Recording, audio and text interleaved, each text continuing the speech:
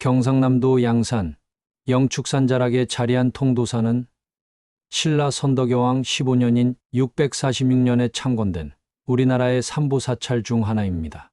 1500년의 세월을 간직한 이 고찰에는 다른 사찰에서는 찾아볼 수 없는 특별한 점이 있습니다. 바로 대웅전에 불상이 없다는 것입니다. 불상 대신 통도사에는 부처님의 진신사리와 가사, 바루가 모셔진 금강계단이 있습니다. 이 성스러운 유물들은 자장율사가 당나라 오대산에서 가져온 것으로 그 자체로 부처님의 현존을 상징합니다. 그래서 통도사는 불보사찰이라 불리며 수많은 순례자들이 찾는 성지가 되었습니다. 임진왜란과 같은 국난 속에서도 통도사가 그 법맥을 이어올 수 있었던 것은 어쩌면 이 진신사리의 신비로운 힘 때문이었을지도 모릅니다. 지금부터 들려드릴 이야기는 한 스님의 굳은 신심과 놀라운 인연으로 시작된 통도사 창건의 신비로운 설화입니다.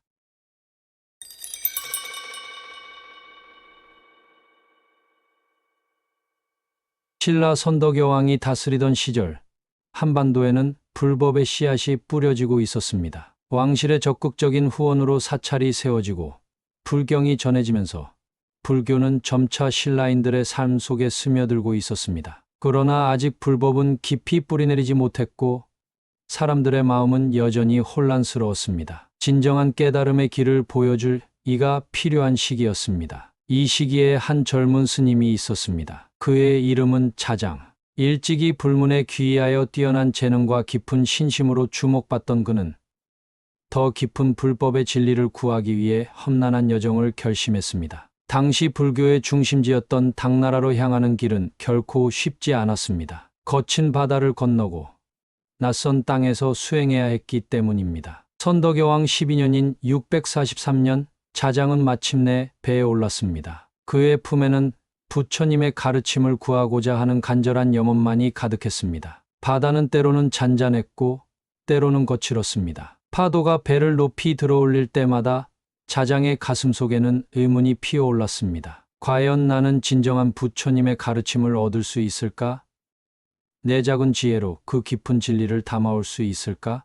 의심과 두려움이 그를 에워쌀 때면 자장은 묵묵히 부처님의 이름을 염했습니다. 그의 기도가 하늘에 닿았는지 배는 무사히 당나라 땅에 도착했습니다. 당나라에 도착한 자장은 곧바로 오대산으로 향했습니다. 오대산은 문수보살이 상주하는 성지로 알려진 곳이었습니다. 산은 높고 길은 험했지만 자장의 발걸음은 가벼웠습니다. 그의 마음속에는 오직 부처님의 진리를 구하는 일념뿐이었기 때문입니다. 오대산에 도착한 자장은 청정한 계율을 지키며 정진 수행에 들어갔습니다. 낮에는 불경을 공부하고 밤에는 참선하며 진리를 구했습니다. 그의 진심 어린 수행은 계절이 바뀌고 해가 바뀌어도 멈추지 않았습니다. 때로는 배고픔과 추위, 외로움이 그를 찾아왔지만 그때마다 자장은 자신의 원력을 되새기며 수행을 이어갔습니다. 수행을 시작한 지 3년째 되던 해 자장에게 놀라운 일이 일어났습니다. 그날도 평소와 같이 새벽 예불을 마치고 명상에 잠겨 있던 자장은 문득 눈앞에 환한 빛이 감도는 것을 느꼈습니다. 처음에는 아침 햇살이라 생각했지만 그 빛은 점점 강해지더니 마침내 한 형체로 변했습니다. 부드러운 미소를 띤 그 모습은 바로 문수보살이었습니다. 자장은 경건한 마음으로 합장하고 머리를 숙였습니다. 문수보살은 말없이 손가락으로 남쪽을 가리켰습니다. 자장이 그 방향을 바라보자 놀랍게도 눈앞에 신라 땅의 모습이 펼쳐졌습니다. 푸른 산과 맑은 강, 그리고 조용한 계곡이 있는 곳. 그곳은 자장이 태어나고 자란 고향 땅이었습니다. 문수보살의 의도를 깨달은 자장은 깊이 고개를 숙였습니다. 부처님의 가르침을 구하러 왔지만 그 가르침을 전해야 할 곳은 다름 아닌 자신의 고향이라는 것을 깨달았기 때문입니다. 그리고 문수보살은 자장에게 소중한 선물을 내렸습니다. 바로 부처님의 진신사리와 가사, 그리고 바루였습니다. 이것은 석가모니 부처님의 몸을 상징하는 성물이니 그대는 이를 신라에 모시고 가서 중생을 제도하라. 문수보살의 음성은 산골짜기에 맑게 울려 퍼졌습니다. 자장은 깊은 감동과 책임감을 느끼며 성물들을 받아 안았습니다. 그것은 단순한 유물이 아니라 부처님의 현존을 상징하는 신성한 물건이었습니다. 이제 자장의 마음은 확고해졌습니다. 당나라에서의 수행을 마치고 문수보살로부터 받은 성물들과 함께 신라로 돌아가 불법을 널리 전파해야 한다는 사명감이 그를 가득 채웠습니다. 3년간의 수행으로 쌓은 지혜와 문수보살의 가르침을 가슴에 새긴 자장은 귀국을 위한 준비를 시작했습니다. 선덕여왕 15년 646년 자장은 다시 배에 올랐습니다. 이번에는 당나라를 떠나 신라로 향하는 배였습니다. 그의 품에는 부처님의 진신사리와 가사, 바루가 소중히 모셔져 있었습니다. 그것은 단순한 유물이 아닌 모든 중생을 구제할 부처님의 자비와 지혜의 상징이었습니다. 바다는 여전히 넓고 위험했지만 이번 여정에서 자장의 마음은 평온했습니다. 가끔 거친 풍랑이 일때면 그는 품에 안은 사리함을 더욱 꼭 끌어안았습니다. 그리고 그때마다 이상하게도 파도가 잔잔해지고 바람이 순하게 불었습니다. 마치 부처님의 가호가 자장의 여정을 보살피는 듯했습니다. 긴 항해 끝에 자장은 마침내 신라 땅을 밟았습니다. 고향 땅의 흙냄새와 바람을 맞으며 자장의 눈에는 감격의 눈물이 고였습니다. 3년 만의 귀환이었지만 그에게는 전혀 다른 세상처럼 느껴졌습니다. 이제 그는 부처님의 진신사리를 모실 성지를 찾아 신라 땅을 두루 살펴야 했습니다. 자장이 신라로 돌아왔다는 소식은 빠르게 퍼졌습니다. 선덕여왕은 그를 궁으로 초대하여 당나라에서의 경험과 배움을 듣고자 했습니다. 자장은 문수보살을 친견한 경험과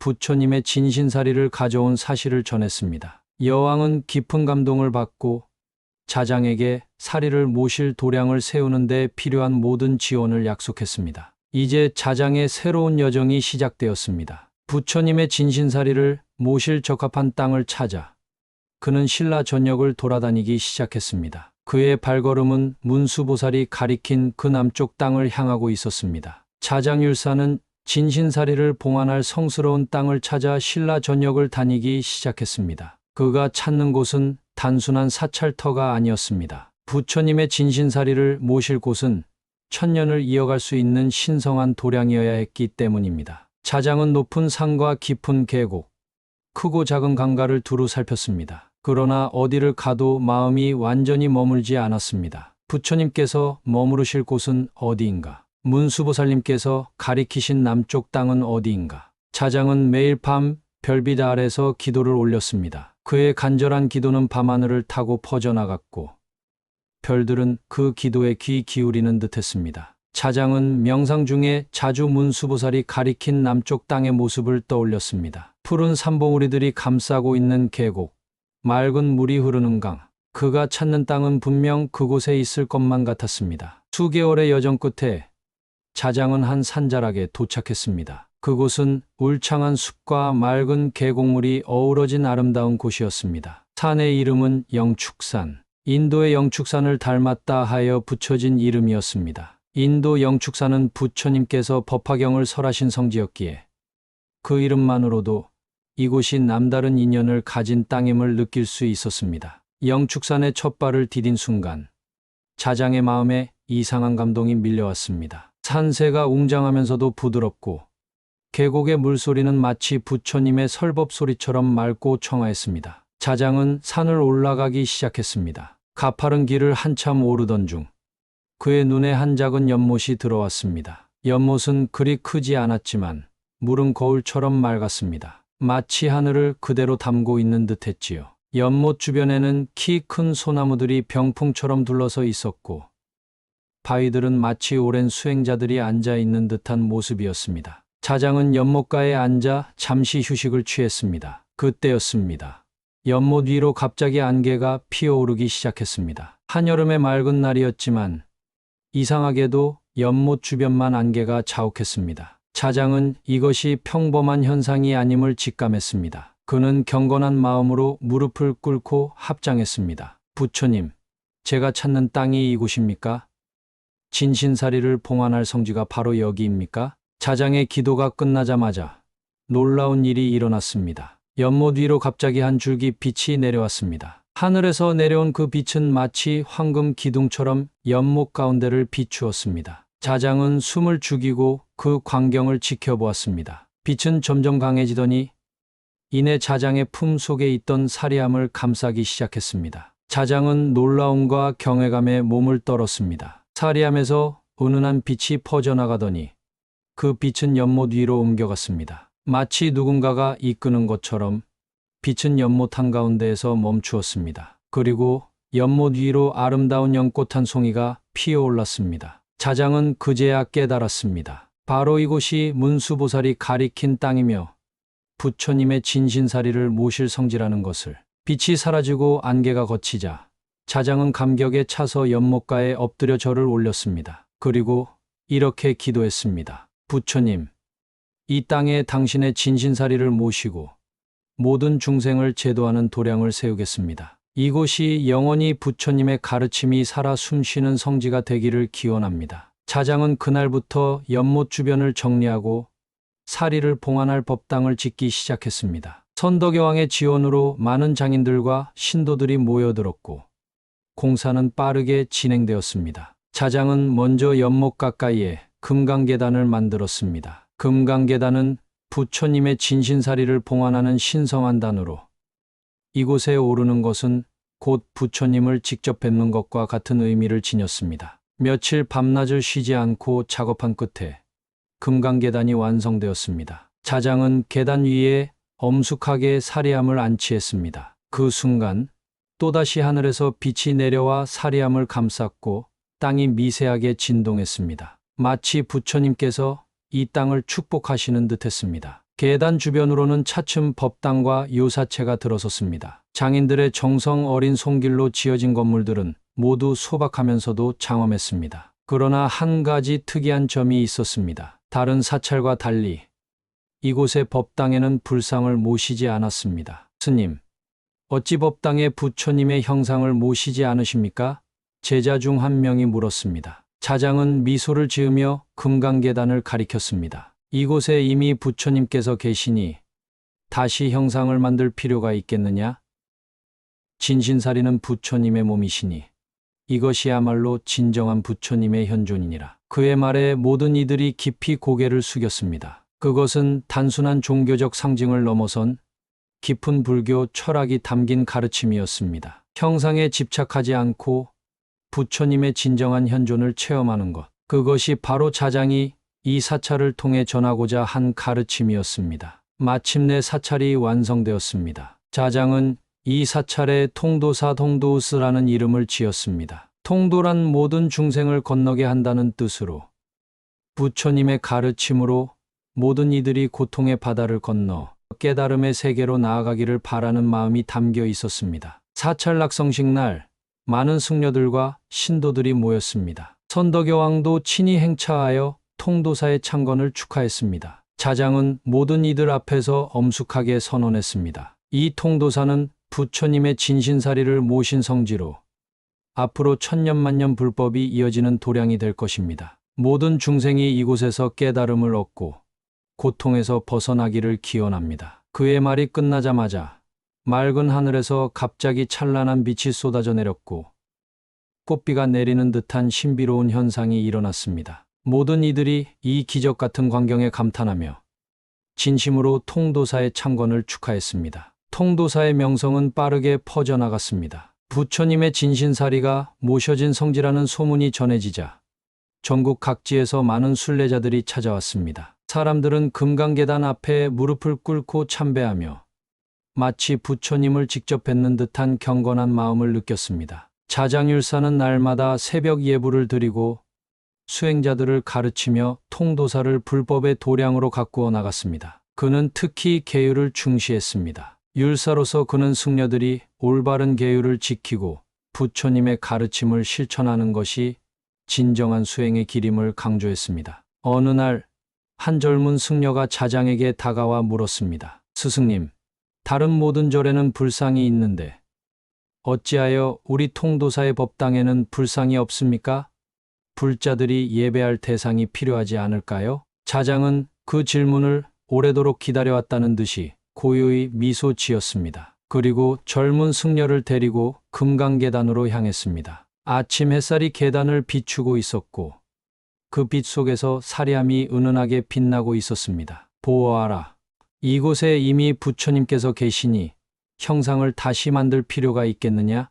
자장의 목소리는 부드러웠지만 그 안에 담긴 깊은 뜻은 모든 이의 마음을 울렸습니다. 진신사리는 부처님의 육신이시니 이것이야말로 진정한 부처의 현존이니라. 사람들은 흔히 형상에 집착하여 그 안에 담긴 진리를 보지 못하느니라. 그러나 부처님의 가르침은 형상을 넘어 진정한 깨달음을 향하는 것이니라. 젊은 승려는 깊이 고개를 숙였습니다. 자장의 가르침은 단순히 불상이 없는 이유를 설명하는 것이 아니라 불교의 본질을 일깨우는 것이었습니다. 형상에 집착하지 말고 진정한 부처의 가르침을 마음에 새기라는 깊은 교훈이 담겨 있었습니다. 시간이 흐를수록 통도사는 단순한 사찰을 넘어 신라 불교의 중심 도량으로 자리 잡아갔습니다. 자장율사는 끊임없이 불법을 전파하고 수행자들을 가르치며 통도사의 기반을 다졌습니다. 그의 가르침은 엄격했지만 그 안에는 모든 중생을 향한 깊은 자비가 담겨 있었습니다. 어느 가을날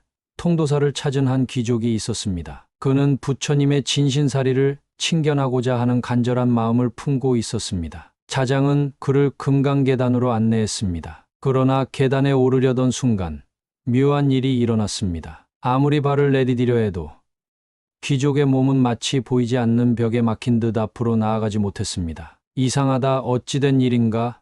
귀족은 당혹감에 빠졌습니다. 자장은 고요히 그를 바라보며 물었습니다. 그대의 마음에 무슨 번뇌가 있는지요? 귀족은 처음엔 부인했지만 자장의 평온한 눈빛 앞에서 결국 진실을 털어놓았습니다. 그는 사실 순수한 참배의 마음이 아니라 사리의 힘을 빌려 자신의 부와 권력을 늘리고자 하는 탐욕을 품고 있었던 것입니다. 부처님의 진신사리는 탐욕과 욕심을 버린 이들만이 참배할 수 있나니 그대의 마음을 정화하고 진정한 경배의 마음으로 다시 오시오. 귀족은 깊이 참회하고 물러갔습니다. 이 일은 널리 퍼져 통도사 금강계단의 신비로운 힘에 대한 소문이 더욱 퍼져나갔습니다. 사람들은 금강계단에 오르기 전에 마음을 정화하고 오로지 부처님을 향한 경배의 마음만을 품게 되었습니다. 계절이 바뀌고 해가 바뀌어도 통도사의 금강계단은 변함없이 그 자리를 지켰습니다. 자장율사는 여러 제자들을 양성하고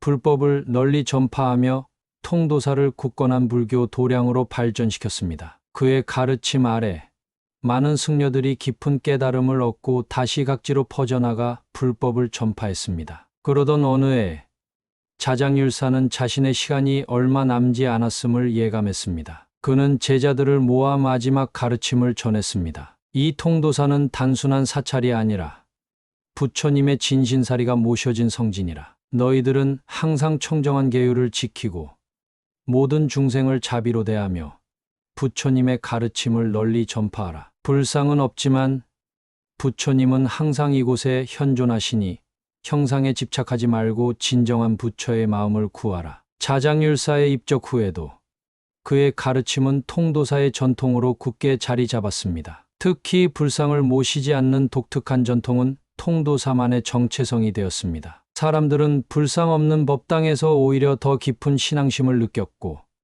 금강계단을 향한 참배에서 부처님의 현존을 체험했습니다. 세월이 흘러 통도사 주변에는 다양한 이야기들이 전해지기 시작했습니다. 어떤 이들은 깊은 밤 금강계단 위로 신비로운 빛이 내린다고 했고 또 다른 이들은 진심으로 기도하는 이들의 앞에 부처님이 모습을 드러내신다고 했습니다. 이런 이야기들은 통도사의 신성함을 더욱 널리 알렸습니다. 어느 수행자는 이런 말을 남겼습니다. 이 절엔 부처님의 목소리가 들리지 않지만 그 침묵 속에서 오히려 마음이 울립니다. 불상은 보이지 않지만 그 빈 공간 속에서 오히려 부처님의 현존이 더욱 생생하게 느껴집니다. 통도사는 그런 곳이었습니다. 말이 없어도 불상이 없어도 그 자리에 머무는 것만으로도 마음이 맑아지는 곳. 자장율사가 남긴 깊은 가르침은 형상을 넘어 진정한 불법의 본질을 일깨우는 살아있는 지혜였습니다. 통도사의 명성은 신라를 넘어 주변 국가들에까지 퍼졌습니다. 불상 없는 법당이지만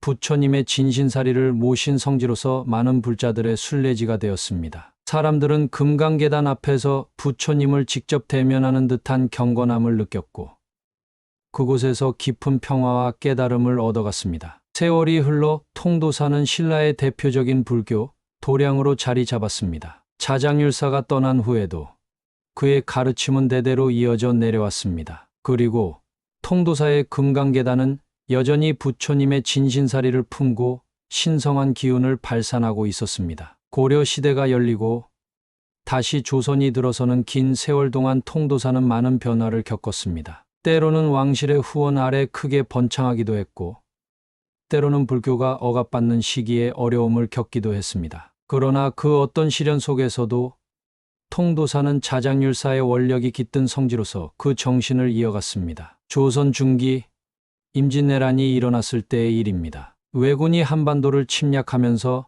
많은 사찰들이 불타고 문화재가 약탈당했습니다. 통도사도 위험에 처했습니다. 인근 지역을 점령한 왜군들이 통도사로 향하고 있다는 소식이 전해졌습니다. 당시 통도사의 주지였던 서롱 스님은 깊은 고민에 빠졌습니다. 무엇보다 중요한 것은 부처님의 진신사리를 지키는 일이었습니다. 스님은 모든 승려들을 모아 대책을 논의했습니다. 우리는 불보를 지켜야 합니다. 부처님의 진신사리가 있는 이곳은 단순한 사찰이 아니라 부처님께서 현존하시는 성지입니다. 승려들은 밤낮으로 기도를 올리며 진신사리를 지키기 위한 방법을 모색했습니다. 어떤 이들은 사리를 안전한 곳으로 옮기자고 했고, 또 다른 이들은 끝까지 통도사를 지키자고 했습니다. 논의 끝에 그들은 진신사리는 금강계단에 그대로 두되 왜군의 눈을 속이기 위한 방법을 강구하기로 했습니다. 서롱 스님은 금강계단 위에 가건물을 세우고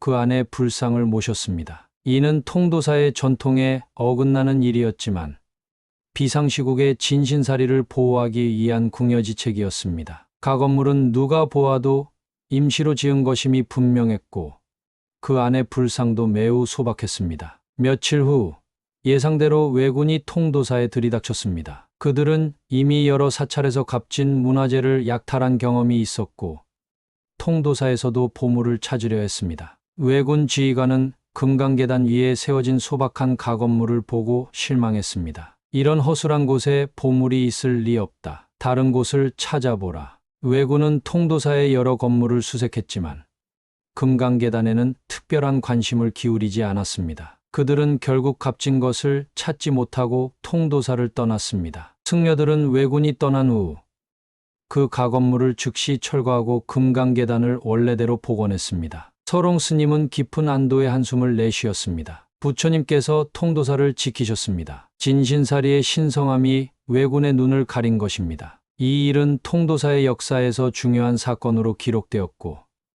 진신사리의 신비로운 힘에 대한 또 하나의 증거로 전해지게 되었습니다. 사람들은 통도사가 전쟁의 화를 피한 것이 바로 부처님의 가호라고 믿었습니다. 시간이 더 흘러 근대에 이르러서도 통도사는 한국 불교의 중심 도량으로서 그 역할을 다했습니다. 특히 일제강점기에는 민족 정신을 지키는 보루 역할을 했으며 해방 이후에는 한국 불교의 정체성을 되찾는 데 앞장섰습니다. 현대에 이르러 통도사는 그 역사적, 문화적 가치를 인정받아 영축총림으로 지정되었습니다. 많은 순례자들과 관광객들이 통도사를 찾아 그 역사와 문화를 체험하고 금강계단 앞에서 부처님의 현존을 느끼고 있습니다. 어느 가을날 한 노승이 통도사를 찾아왔습니다. 그는 이미 오랜 세월 수행의 길을 걸어온 듯했고 그의 눈빛에는 깊은 지혜가 담겨 있었습니다. 노승은 통도사의 여러 정각을 둘러본 후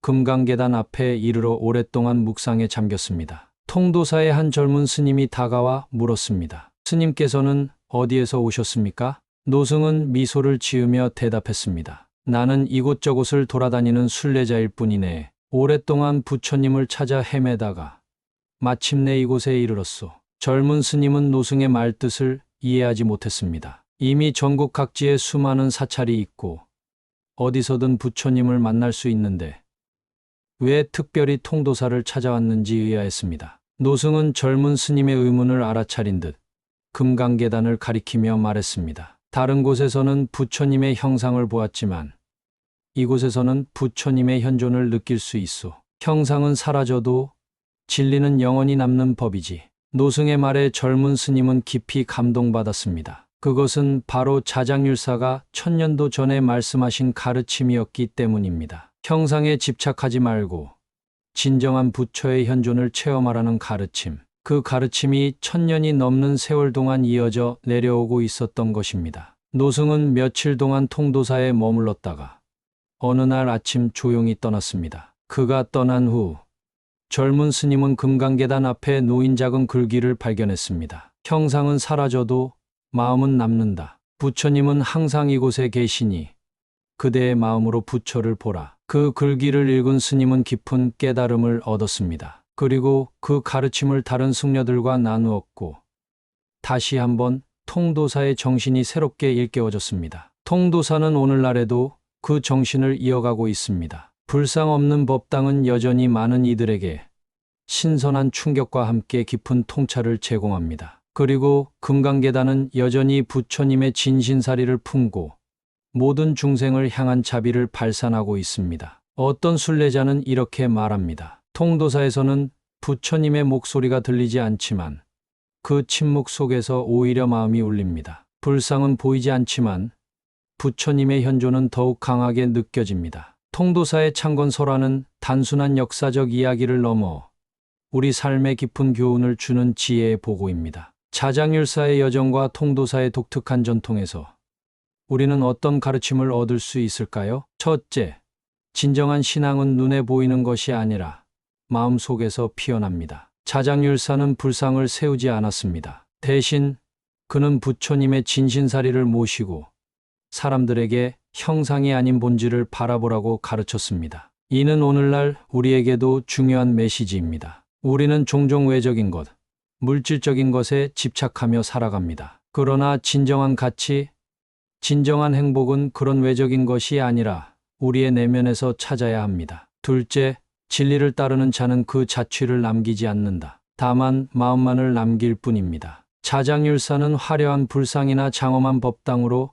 자신의 업적을 과시하지 않았습니다. 그는 오직 부처님의 진리를 전하는 데 집중했고 그의 가르침은 형상이 아닌 사람들의 마음에 남게 되었습니다. 이는 우리의 삶에서도 마찬가지입니다. 진정으로 가치 있는 삶은 외적인 성취나 명예가 아니라 우리가 주변 사람들의 마음에 어떤 영향을 미쳤는지에 달려 있습니다. 셋째, 형식에 갇히지 않은 불심이 진정한 깨달음으로 이끕니다. 통도사는 불교, 사찰의 전통적인 형식을 과감히 벗어났습니다. 그럼에도 불구하고 아니 오히려 그렇기 때문에 더 깊은 불교의 본질을 전할 수 있었습니다. 우리 삶에서도 마찬가지입니다. 때로는 기존의 관습이나 통념에 얽매이지 않고 본질을 향해 과감히 나아갈 때 진정한 혁신과 깨달음이 찾아옵니다. 통도사는 그렇게 자장율사의 조용한 가르침을 1500년이 넘도록 품고 있는 절입니다. 불상은 없지만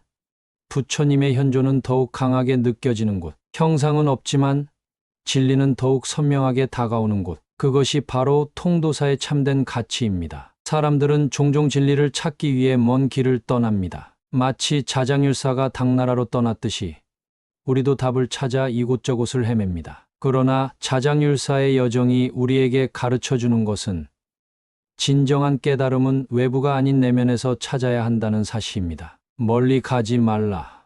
너의 마음이 머무는 곳에 부처가 계시니. 이것이 통도사가 1500년 동안 우리에게 전해온 가르침입니다. 불상이 없는 법당은 역설적으로 부처님은 외부의 형상이 아니라 우리 자신의 마음속에 있다는 진리를 보여줍니다. 오늘 당신의 마음속에도 조용한 연못 하나를 만들어 보시길. 그리고 그 연못에 비치는 자신의 모습을 바라보세요. 어쩌면 그곳에서 당신은 자신만의 진신사리를 발견할지도 모릅니다. 부처님은 그곳에서 이미 미소 짓고 계실지도 모릅니다. 부처님의 자비와 지혜가 지금 이 순간 당신의 마음에도 닿기를 기원합니다.